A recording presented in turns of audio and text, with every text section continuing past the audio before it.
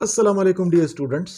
आज का हमारा जो टॉपिक है वो चैप्टर केमिकल बॉन्डिंग्स के टॉपिक्स में से है। आज हम डिस्कस करेंगे Lewis electronic theory of valence को।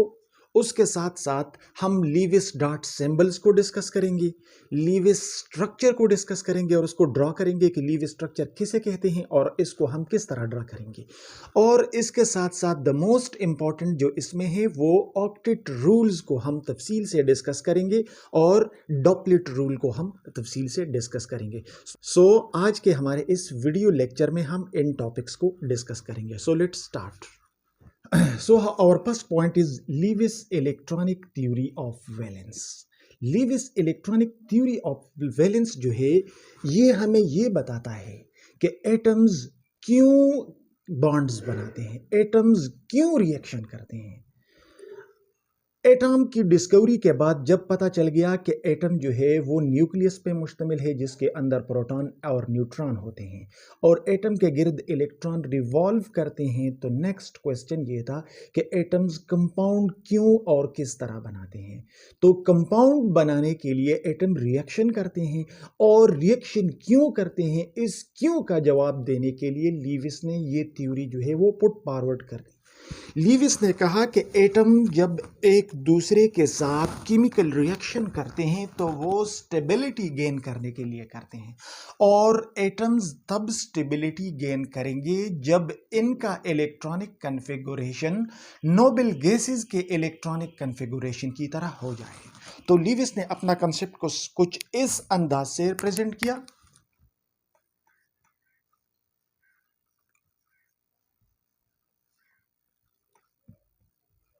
According to this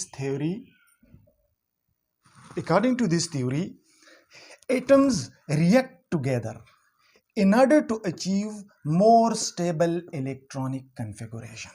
यानी एटम इलेक्ट्रॉनिकली स्टेबिलिटी चाहते हैं। एटम्स ये चाहते हैं कि उनका इलेक्ट्रॉनिक कन्फिगुरेशन स्टेबल हो, यानी वो एटम्स रिएक्शन में हिस्सा लेंगे जिनका इलेक्ट्रॉनिक कन्फिगुरेशन स्टेबल नहीं होता और ये अपना इलेक्ट्रॉनिक कन्फिगुरेशन को स्टेबल करने के लिए रिएक्शन करेंगे और इनका इलेक्ट्रॉनिक कन्फिगुरेशन कब स्टेबल होगा? And the maximum stability results when atoms are isoelectronic with noble gases. जब एटम्स का इलेक्ट्रॉनिक कन्फिगुरेशन नोबल गैसेस के इलेक्ट्रॉनिक कन्फिगुरेशन की तरह हो जाए तो ये स्टेबल हो जाते हैं। ये थ्योरी लीविस ने नोबल गैसेस की स्टेबिलिटी को देख के प्रेजेंट की थी। अगर हम नोबल गैसेस को देखें, helium, neon, argon, krypton, xenon वगैरह, तो ये मैक्सिमम स्टेबल एटम्स है। ये किसी के साथ अंडर नॉर्मल कंडीशन रिएक्शन नहीं करते। इसकी वजह जो है वो ये है कि इनका इलेक्ट्रॉनिक कन्फिगुरेशन जो है वो बिल्कुल स्टेबल है। तो इनकी तरह इलेक्ट्रॉनिक कन्फिगरेशन जिस एटम का भी होगा वो उसी तरह स्टेबल होगा। तो एटम स्टेबिलिटी चाहते हैं, इसके लिए वो अपना इलेक्ट्रॉनिक कन्फिगरेशन नोबल गैसेस की तरह करने की कोशिश करते हैं और उस कोशिश के नतीजे में एटम्स एक दूसरे के साथ केमिकल रिएक्शन करते हैं। सो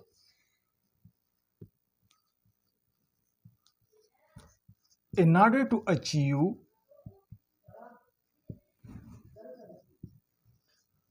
the stable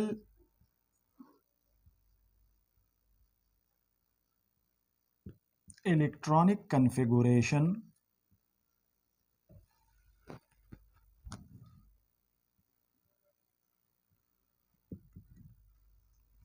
of noble gases,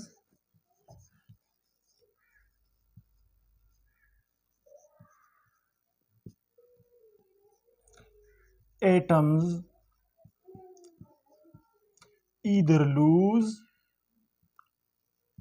gain or share electrons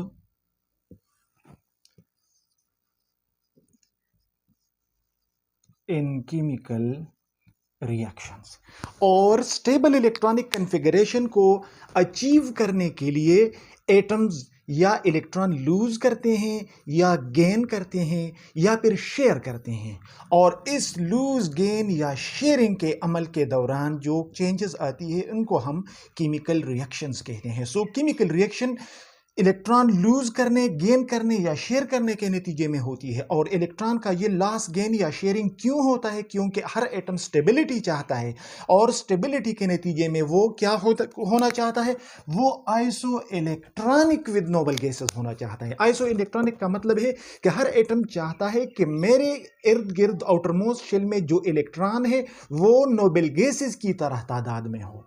तो इसीलिए वो इलेक्ट्रॉन को लूज करने हैं या गेन करते हैं या शेयर करते हैं। तो इसके नतीजे में या लूज और गेन के नतीजे में आयनिक बॉन्ड बन जाता है, और शेयरिंग के नतीजे में कोवेलेंट बॉन्ड बन जाता है। So this was all about Lewis electronic theory of valence.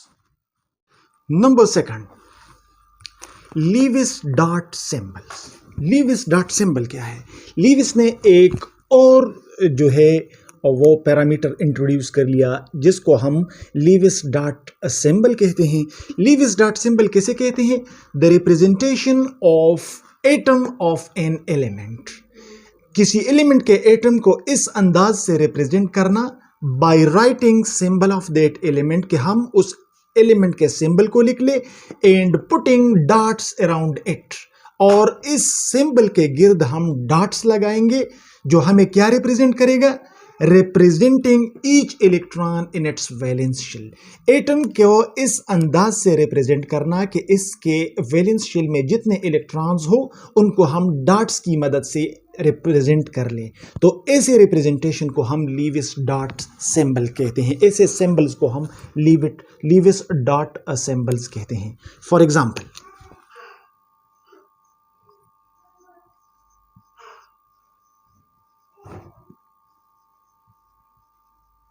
Hydrogen atom को हम लीविस डॉट सिंबल से इस तरह रिप्रेजेंट करेंगे। हाइड्रोजन एलिमेंट का जो सिंबल है वो H है, और हाइड्रोजन में एक इलेक्ट्रॉन है, तो यहां पे हम एक डॉट लगाते हैं। तो this is the representation of Lewis dot symbol for hydrogen, यानी हाइड्रोजन एलिमेंट में एक वैलेंस इलेक्ट्रॉन है। इसी तरह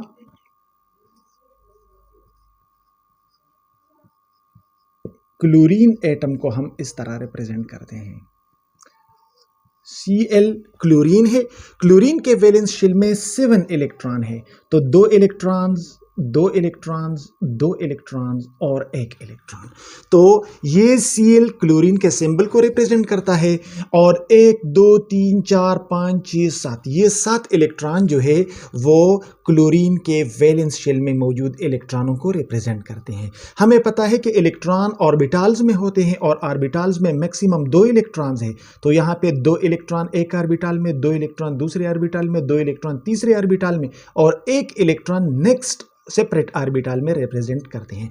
तो एटम्स को इस अंदाज से जब हम रिप्रेजेंट करते हैं तो इसको हम लीविस डॉट सिंबल्स कहते हैं। ट्रांजिशन एलिमेंट्स, लैंथेनाइड्स और एक्टिनाइड्स जो है, they are not generally represented by Lewis dot system. Lewis dot symbol जो है वो हम नॉर्मल एलिमेंट्स के लिए इस्तेमाल करते हैं, वो हम ट्रांजिशन एलिमेंट्स, लैंथेनाइड्स और एक्टिनाइड्स के लिए नॉर्मली नहीं इस्तेमाल करते। और क्यों नहीं इस्तेमाल करते? Because they contain incomplete inner shells. आप अगले लेक्चर्स में आपको पता चल जाएगा कि डी ब्लॉक एलिमेंट्स और एफ ब्लॉक एलिमेंट्स में इनकम्प्लीट इनर शेल्स होते हैं, और इनकम्प्लीट इनर शेल्स को भी रिप्रेजेंट करना ज़रूरी होता है। लेकिन चूंकि ये हमें सिर्फ वैलेंस इलेक्ट्रॉन की वैलेंस शेल में मौजूद इलेक्ट्रॉन्स की तादाद बताता है, लिहाजा Lewis dot system incomplete inner shells वालों के लिए हम इस्तेमाल नहीं करते। बाकी जो रिप्रेजेंटेटिव एलिमेंट है, बाकी जो नॉर्मल एलिमेंट्स है, तो नॉर्मल एलिमेंट्स के लिए हम बड़ी आसानी के साथ लीविस डॉट सिस्टम इस्तेमाल कर सकते हैं। The next point is Lewis structure. Lewis structure किसे कहते हैं? तो लीविस स्ट्रक्चर को हम इस तरह एक्सप्लेन करेंगे। The representation of covalent bonding by using Lewis dot system. अगर किसी मॉलिक्यूल में हम कोवेलेंट बॉन्ड को रिप्रेजेंट करते हैं और उसको हम लीविस डॉट सिस्टम को यूज के रिप्रेजेंट करते हैं, किस तरह रिप्रेजेंट करेंगे? In which the shared pairs of electrons are shown either as lines or a pair of dots, और उसमें हम शेयर्ड पेयर ऑफ इलेक्ट्रॉन्स को लाइंस के जरिए जो हमें बॉन्ड्स रिप्रेजेंट करता है, या इलेक्ट्रॉन पेयर्स को हम टू डॉट्स के जरिए रिप्रेजेंट करें between the two bonding atoms. जो एटम्स है जिन्होंने बॉन्ड बनाया हुआ है उसके अंदर जो शेयर्ड पेयर ऑफ इलेक्ट्रॉन्स है उनको हम या लाइन के जरिए रिप्रेजेंट कर ले या डॉट्स के जरिए रिप्रेजेंट कर ले, और जो मॉलिक्यूल में मौजूद एटम्स के ऊपर लॉन पेयर ऑफ इलेक्ट्रॉन है तो उनको हम पेयर ऑफ डॉट्स की शक्ल में इंडिविजुअल एटम्स पर शो कर ले, रिप्रेजेंट कर ले, तो ऐसे रिप्रेजेंटेशन को हम लीविस स्ट्रक्चर कहते हैं। So, the representation of covalent bonding by using Lewis dot system, in which the shared pair of electrons are shown either as lines or a pair of dots between the two bonding atoms, and the lone pair of electrons are shown as pair of dots on individual atoms in a molecule. तो इस representation को हम Lewis structure कहते हैं। For example, यहाँ पे हम एक एग्जाम्पल लेते हैं फ्लोरीन का। फ्लोरीन एक एटम है और ये फ्लोरीन दूसरा एटम है, ये दोनों रिएक्शन करते हैं। सबसे पहले हम इस फ्लोरीन को जो है वो लीविस डॉट सिस्टम पे रिप्रेजेंट करते हैं। तो हमें पता है कि फ्लोरीन के आउटर मोस्ट शेल में 7 इलेक्ट्रॉन है, तो लीविस डॉट सिस्टम से हम एक फ्लोरीन को इस तरह रिप्रेजेंट करते हैं। ये दूसरा फ्लोरीन है, इसका लीविस डॉट सिंबल से हम इसको इस तरह रिप्रेजेंट करते हैं। जब ये दोनों आपस में रिएक्शन करते हैं और ये फ्लोरीन मॉलिक्यूल बनाते हैं तो ये एक फ्लोरीन हो गया, ये दूसरा फ्लोरीन हो गया। तो ये रिप्रेजेंटेशन जो है इसको हम Lewis structure of F2 molecule कहते हैं। अब यहाँ पे आपको नजर आ रहा है कि हम इस लीविस स्ट्रक्चर में ये जो लाइन है, ये लाइन हमें दोनों फ्लोरीन्स ने जो एक एक इलेक्ट्रॉन शेयर किया हुआ है, तो this line represents the shared pair of electron, और ये जो दो डॉट्स इंडिविजुअल फ्लोरीन एटम्स पे पड़े हैं ये रिप्रेजेंट करते हैं फ्लोरीन के लॉन पेयर्स ऑफ इलेक्ट्रॉन या नॉन बॉन्डिंग इलेक्ट्रॉन पेयर। तो फ्लोरीन मॉलिक्यूल का इस तरह रिप्रेजेंटेशन जो है इसको हम क्या कहते हैं? इसको हम लीविस स्ट्रक्चर कहते हैं। लीविस स्ट्रक्चर को हम इस तरह भी रिप्रेजेंट कर सकते हैं और इस तरह भी रिप्रेजेंट कर सकते हैं।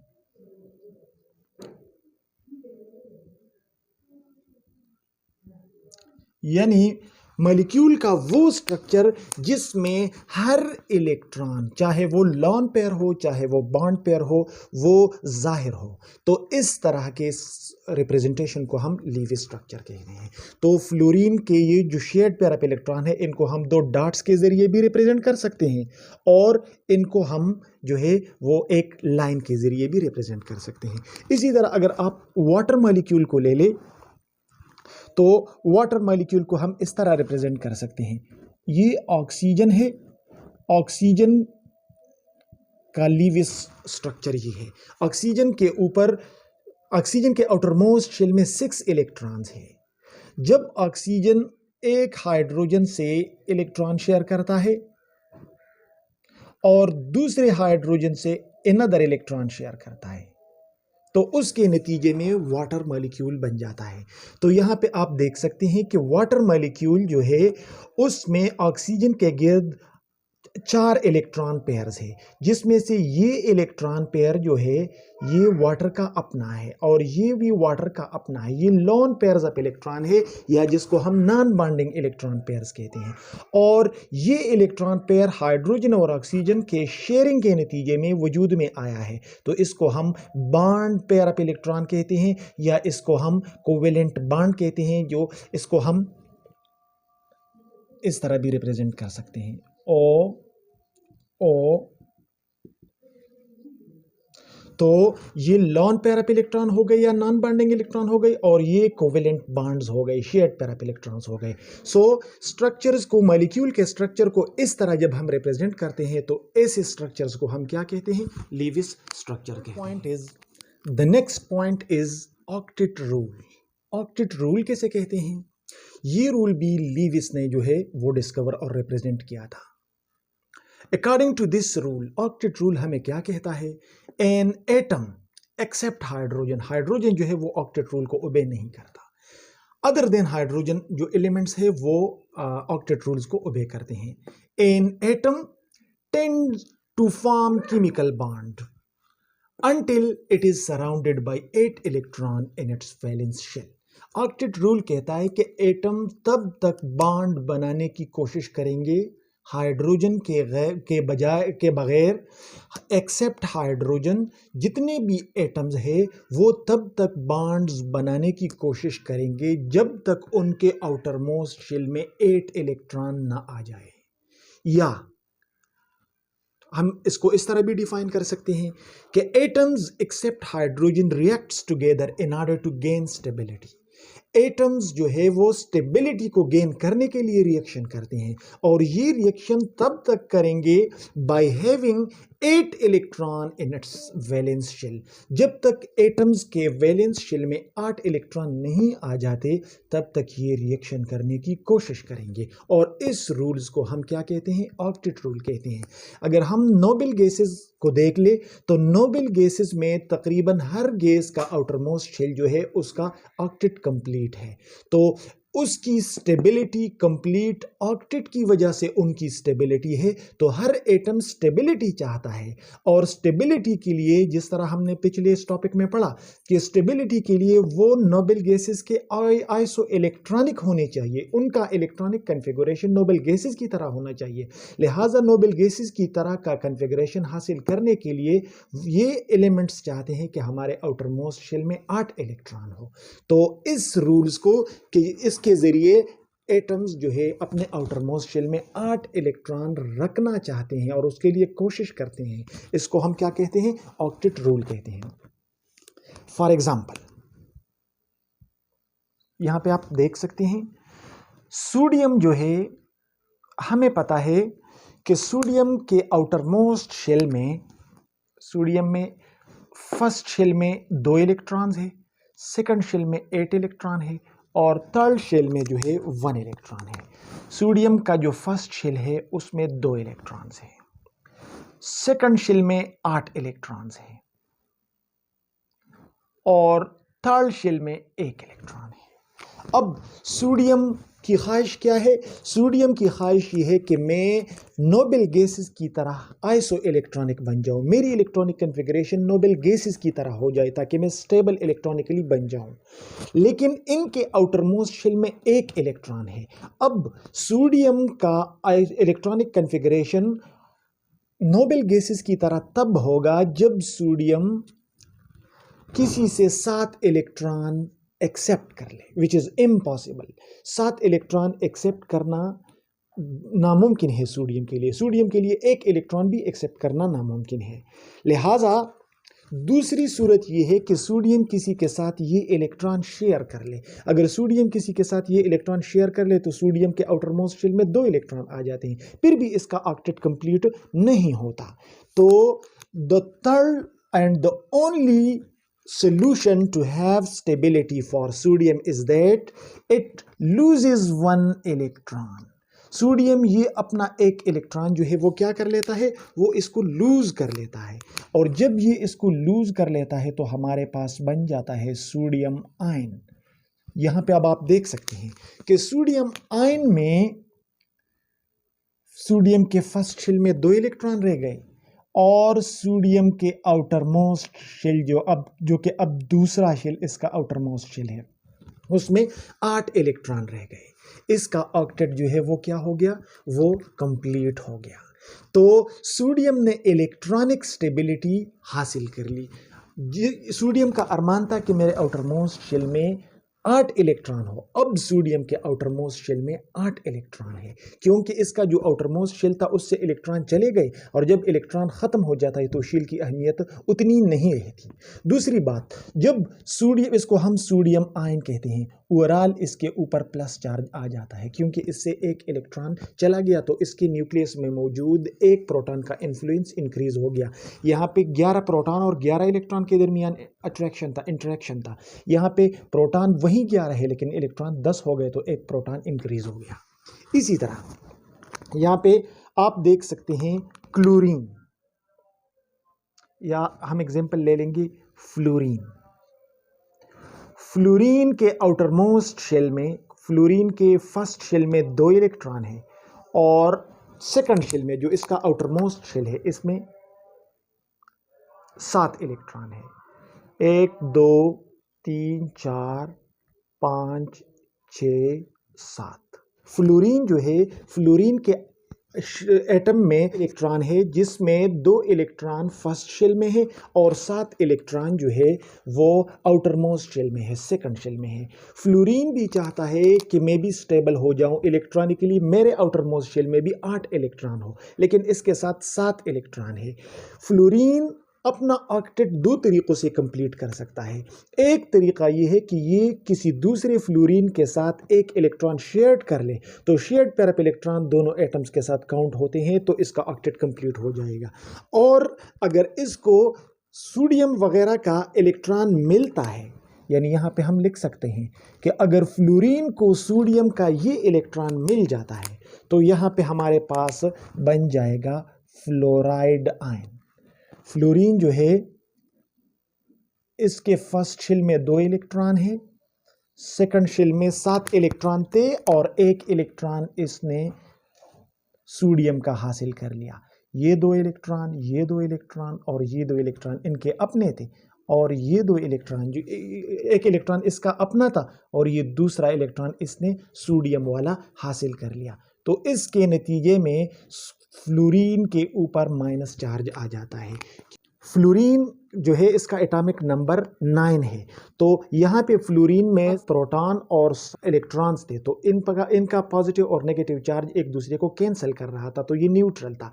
यहाँ पे फ्लोरीन के न्यूक्लियस में वही 9 प्रोटॉन्स है और इसके शेल्स में अब इलेक्ट्रॉनों की तादाद जो है वो 10 हो गई, एक नेगेटिव चार्ज एक्स्ट्रा हो गया, तो यहाँ पे नेगेटिव चार्ज अपीयर हो गया। तो ऑक्टेट रूल इसने इलेक्ट्रॉन लूज करने से हासिल कर ली और इसने इलेक्ट्रॉन गेन करने से हासिल कर ली। अब एक और एग्जांपल हम लेते हैं, क्लोरीन का एग्जांपल हम लेते हैं। क्लोरीन जो है इसका एटॉमिक नंबर 17 है, फर्स्ट शेल में 2 इलेक्ट्रॉन है, सेकंड शेल में 8 इलेक्ट्रॉन है और थर्ड शेल में भी है। तो 2 इलेक्ट्रॉन फर्स्ट शेल में है, 1 2 3 4 5 6 7 8 इलेक्ट्रॉन सेकंड शेल में है, 1 2 3 4 5 6 7 और 7 इलेक्ट्रॉन इसके थर्ड शेल में है। अब फ्लोरीन जो है ये अपना ऑक्टेट जो है किस तरह कंप्लीट करेगा? ये अपना ऑक्टेट इस तरह कंप्लीट कर सकता है कि या तो ये किसी से एक इलेक्ट्रॉन ज़बरदस्ती हासिल कर ले, एक्सेप्ट कर ले, तो इसका ऑक्टेट कंप्लीट हो जाएगा। लेकिन अगर क्लोरीन के पास कोई ऐसा एटम ना हो जिससे क्लोरीन इलेक्ट्रॉन ले ले, तो ये अपनी स्टेबिलिटी किस तरह बरकरार रखेगा? वो इस तरह बरकरार रखेगा कि 2 क्लोरीन, एक फर्स्ट शेल, सेकंड शेल और थर्ड शेल, ये दूसरा क्लोरीन एटम हो गया। इसके फर्स्ट शेल में 2 इलेक्ट्रॉन, इसके सेकंड शेल में 8 इलेक्ट्रॉन और इसके थर्ड शेल में 7 इलेक्ट्रॉन है। तो जब एक क्लोरीन एटम दूसरे क्लोरीन एटम के साथ एक इलेक्ट्रॉन शेयर कर लेगा, तो ये शेयर्ड पेयर ऑफ इलेक्ट्रॉन जो है, अब ये इनके साथ भी दोनों काउंट होते हैं, इनके साथ भी दोनों काउंट होते हैं। तो इसके साथ आउटर मोस्ट शेल में 2 + 2 + 2 + 2 8 इसका ऑक्टेट कंप्लीट हो गया और इसके आउटर मोस्ट शेल में 2 + 2 + 2 + 2 8 इसका ऑक्टेट भी कंप्लीट हो गया। तो ऑक्टेट रूल्स के मुताबिक एटम्स अपना ऑक्टेट कंप्लीट करने के लिए या इलेक्ट्रॉन लूज करते हैं या इलेक्ट्रॉन गेन करते हैं या इलेक्ट्रॉन शेयर करते हैं, और इसके नतीजे में जब इनके आउटर मोस्ट शेल में 8 इलेक्ट्रॉन आ जाते हैं तो ये स्टेबल हो जाता है। लेकिन रिमेंबर, ये ऑक्टेट रूल पीरियोडिक टेबल के तमाम एलिमेंट्स पे काम नहीं करता। आप अगले लेक्चर्स में देखेंगे कि जो हमारे पास बड़े एटम्स हैं उनमें और फैक्टर्स आ जाते हैं, उनमें जो है 8 से ज़्यादा इलेक्ट्रॉन आ सकते हैं। तो रिप्रेजेंटेटिव एलिमेंट्स और most of the normal elements जो है वो ऑक्टेट रूल को ओबे करते हैं। नेक्स्ट हमारा जो आखिरी पॉइंट है वो छोटा सा पॉइंट है duplet rule. Most of the atoms, जिस तरह अभी हमने डिस्कस किया कि मोस्ट ऑफ द एटम्स जो है वो ऑक्टेट रूल ओबे करते हैं, और हमने वहाँ पे लिख लिया एक्सेप्ट हाइड्रोजन। हाइड्रोजन जो है वो तब स्टेबल होता है जब इसके आउटर मोस्ट शेल में 2 इलेक्ट्रॉन हो, क्योंकि हाइड्रोजन का आउटर मोस्ट शेल जो है वो फर्स्ट शेल है, और फर्स्ट शेल में मैक्सिमम 2 इलेक्ट्रॉन आ सकते हैं, और हाइड्रोजन के साथ 1 इलेक्ट्रॉन है। तो हाइड्रोजन चाहता है कि मैं भी स्टेबल हो जाऊं नोबल गैसेस की तरह। नोबल गैसेस में हीलियम की तरह हाइड्रोजन स्टेबिलिटी गेन कर सकता है जब इनके आउटर मोस्ट शेल में हीलियम की तरह 2 इलेक्ट्रॉन्स हो, क्योंकि हाइड्रोजन में 8 इलेक्ट्रॉन हो ही नहीं सकते। तो ये चाहता है कि हीलियम की तरह मेरे आउटर मोस्ट शेल में 2 इलेक्ट्रॉन हो। तो उसके लिए हाइड्रोजन जो है वो इलेक्ट्रॉन शेयर करते हैं या इलेक्ट्रॉन गेन करते हैं। फॉर एग्जांपल यहाँ पे हम एक एग्जांपल लेते हैं। ये हमारे पास हाइड्रोजन है, इसके आउटर मोस्ट शेल में 1 इलेक्ट्रॉन है। जब हाइड्रोजन दूसरे हाइड्रोजन एटम के साथ, जिसके आउटर मोस्ट शेल में भी 1 इलेक्ट्रॉन है, एक इलेक्ट्रॉन शेयर कर लेते हैं, तो यहाँ पे ये hydrogen atoms, 2 hydrogen atoms 1 electron को शेयर करके हाइड्रोजन मॉलिक्यूल बनाते हैं। अब ये शेयर्ड पेयर ऑफ इलेक्ट्रॉन इस हाइड्रोजन के साथ भी काउंट होते हैं, और ये दोनों इलेक्ट्रॉन इसके साथ भी काउंट होते हैं। तो ये हाइड्रोजन जो है इसके आउटर मोस्ट शेल में अब 2 इलेक्ट्रॉन आ गए, ये हीलियम की तरह हो गया, और ये हाइड्रोजन जो है इसके आउटर मोस्ट शेल में भी ये 2 इलेक्ट्रॉन आ गए, ये भी हीलियम की तरह हो गया। तो इन हाइड्रोजन एटम्स ने अपने आप को स्टेबलाइज कर लिया like noble gases by having 2 electron in their outermost shell. इसी तरह हाइड्रोजन के आउटर मोस्ट शेल में 1 इलेक्ट्रॉन है। जब ये क्लोरीन के साथ रिएक्ट करता है, जिसके आउटर मोस्ट शेल में 7 इलेक्ट्रॉन है, क्लोरीन के फर्स्ट शेल में 2 इलेक्ट्रॉन है, सेकंड शेल में 8 इलेक्ट्रॉन है, और थर्ड शेल में 7 इलेक्ट्रॉन है। तो क्लोरीन का 1 एटम हाइड्रोजन के 1 एटम के साथ ये इलेक्ट्रॉन शेयर कर लेता है, और इसी तरह ये दोनों इलेक्ट्रॉन जो शेयर हो गए ये अब हाइड्रोजन के साथ और क्लोरीन दोनों के साथ काउंट होते हैं। तो हाइड्रोजन के साथ शेयर्ड 2 इलेक्ट्रॉन है, तो इसका डॉपलेट कंप्लीट हो गया, और क्लोरीन के साथ शेयर्ड 8 इलेक्ट्रॉन हो गए, 2 इलेक्ट्रॉन शेयर्ड हो गए, तो इनके टोटल 8 इलेक्ट्रॉन हो गए, तो इसका ऑक्टेट कंप्लीट हो गया। अब देखिए क्लोरीन का आउटर मोस्ट शेल में 2 2 2 और 2 8 इलेक्ट्रॉन कंप्लीट हो गए, इसका यहाँ पे 8 इलेक्ट्रॉन इसके आउटर मोस्ट शेल में आ गए, और इसका डॉपलेट कंप्लीट हो गया, तो यहाँ पे 2 इलेक्ट्रॉन इसके आउटर मोस्ट शेल में आ गए, तो इसका डॉपलेट कंप्लीट हो गया, इसने स्टेबिलिटी गेन कर ली, इसका ऑक्टेट कंप्लीट हो गया, इसने स्टेबिलिटी गेन कर ली।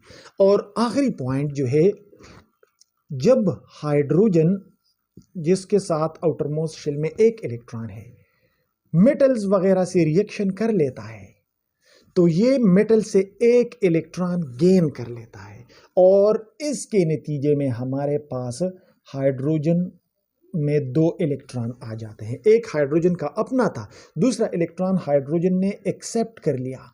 तो हाइड्रोजन जब एटॉमिक फॉर्म में था तो इसमें 1 प्रोटॉन और 1 इलेक्ट्रॉन था, नेट चार्ज 0 था। अब जब 1 इलेक्ट्रॉन इसने एब्जॉर्ब कर लिया तो इसके ऊपर माइनस चार्ज आ जाता है, और इस तरह की स्पीशीज़ को हम कहते हैं हाइड्राइड आयन। तो हाइड्राइड आयन की सूरत में भी हाइड्रोजन अपना डॉपलेट जो है वो कंप्लीट कर सकता है। So this was all about our today's topic. If you have any question, you can ask your question in comments. Thank you for watching this video.